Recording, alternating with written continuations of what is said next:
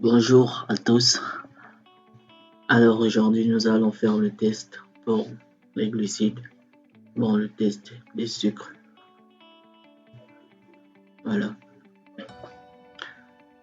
Nous allons voir différentes techniques qui vont nous permettre de partir d'une solution neutre comme ça, sans nom, pour voir au final ce qu'on a, si on a un sucre, c'est quel sucre, est-ce que c'est un sucre réducteur, est-ce que c'est de l'amidon par exemple, est-ce que c'est un aldose, est-ce que c'est un cétose ou bien encore plusieurs paramètres qui sont liés au sucre. Donc sans plus tarder, je vais commencer. Si ici j'ai par exemple celui-là, je ne sais pas si j'ai un sucre, donc je vais dessiner un tube quelconque comme ça. Ici je ne sais pas si j'ai un sucre, mais je vais savoir si j'ai un sucre à l'intérieur. Donc le premier test que je vais faire, c'est le test de Moelich. Voilà, donc je fais une flèche comme ça et puis je mets test ici de Moelich. Voilà, test de Moelich. Avec ce test de Moelich là, j'aurai deux résultats. Donc le test de Moelich va me révéler deux résultats, bien sûr. Soit il sera positif, donc plus, et s'il est plus, j'aurai dans mon tube là, j'aurai un précipité violet. Est-ce que je peux l'avoir le violet ici? Bon, je sais pas. Est-ce que c'est le violet ça? Voilà. J'aurai un précipité violet ici. Donc si c'est le cas, je suis en présence d'un sucre. Donc c'est sucre.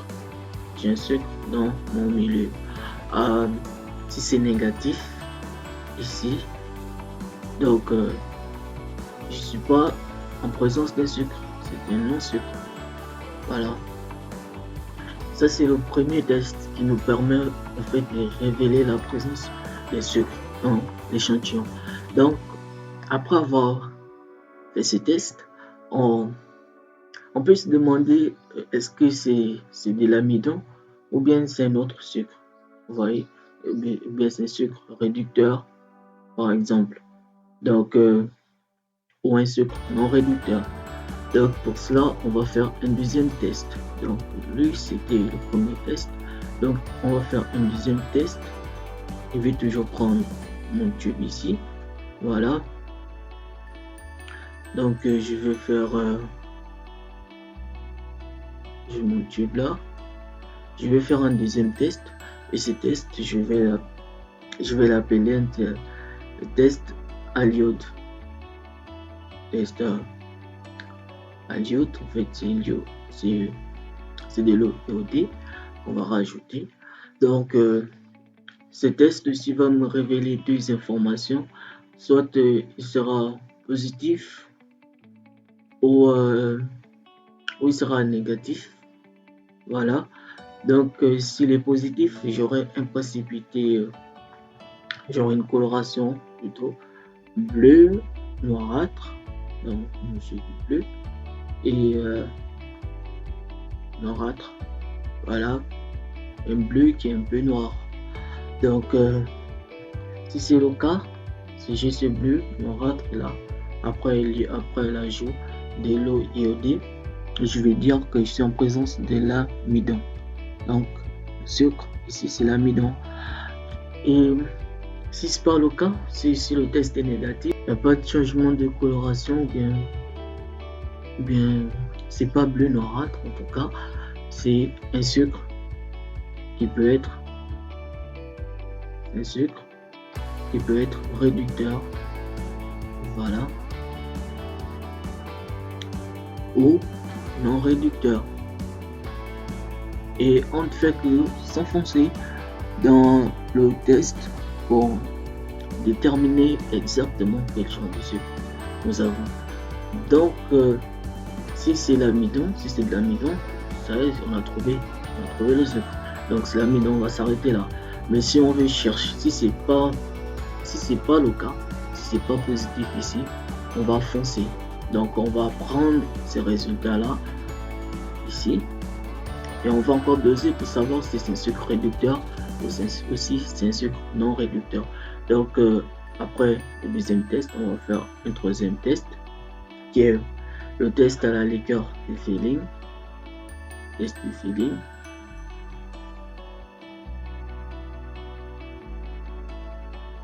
Voilà.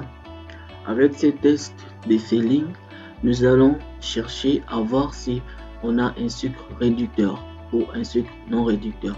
Donc ici, le test va aussi me révéler deux informations. Donc ici, soit il sera positif, soit il sera négatif. Alors si le test est positif, j'aurai une coloration rouge dans le tube. Donc je fais ça. Si c'est rouge. Donc avec cette coloration, je saurai que j'ai un sucre réducteur. Donc c'est un sucre réducteur.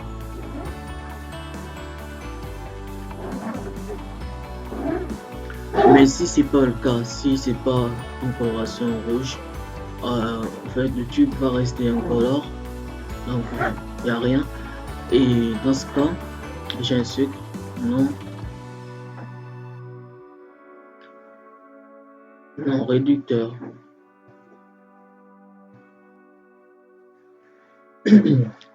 Alors nous savons que les aldoses et les cétoses sont des sucres réducteurs. Donc si on veut savoir quel genre de sucre réducteur nous avons, est-ce que c'est un monosaccharide ou bien c'est un disaccharide, on va continuer.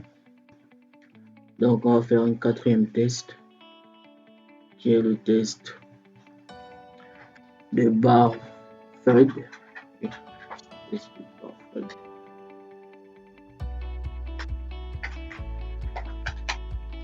Voilà. Donc ce test là va nous permettre d'avoir des informations aussi.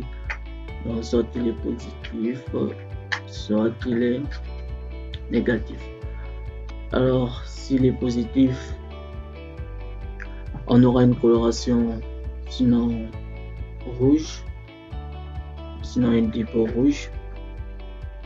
Voilà, dans le tube. Après 2 minutes, donc 2 à 5 minutes, normalement 2 à 5 minutes, si c'est le cas, on a un sucre réducteur et il s'agit aussi des monosaccharides.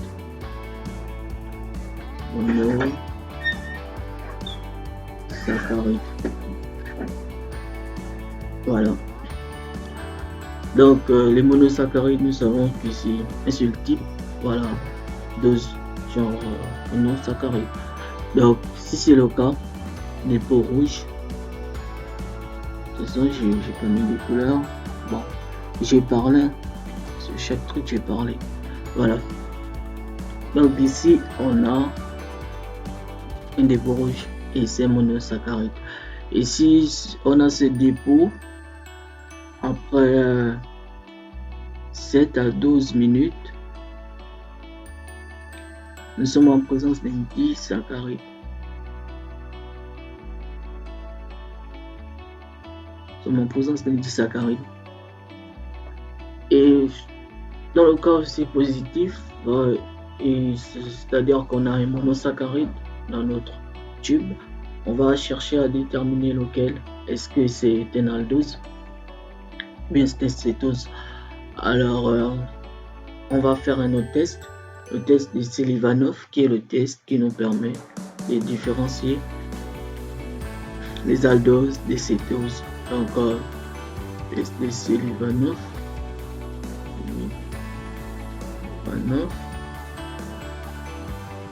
Voilà. Donc ce test aussi nous donne deux informations. Ici on a un plus, donc il est positif. il est rouge quand nous sommes en présence d'un cétose, par exemple le fructose. Ici, si c'est négatif, on n'a rien, une coloration. Donc nous sommes en présence d'un aldose. Alors pour finir, on va faire un dernier test qui est simple. C'est le test de aldose, non, hexose pentose, parce qu'il y a des... Voilà, pour savoir en fait si nous sommes en présence d'un aldose ou bien d'un pentose. Non, si nous sommes en présence d'un hexose ou bien d'un pentose. Voilà. Donc, pentose, ça veut dire un sucre à 5 carbone. Et hexose, ça veut dire un sucre à 6 carbone. Dans ce cas, on va faire le dernier test qui est le test de Bial.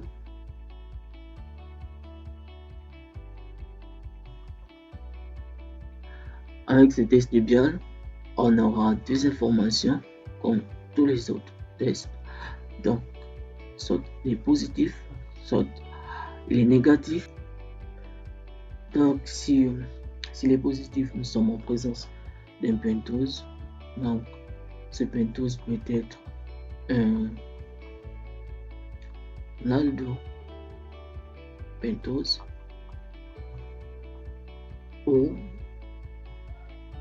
un cétopentose.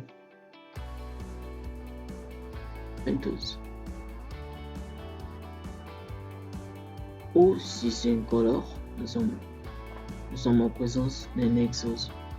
Alors, notre hexose peut être un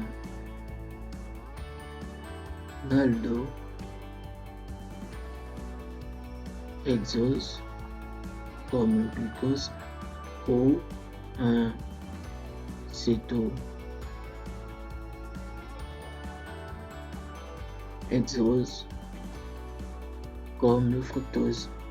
C'est collant.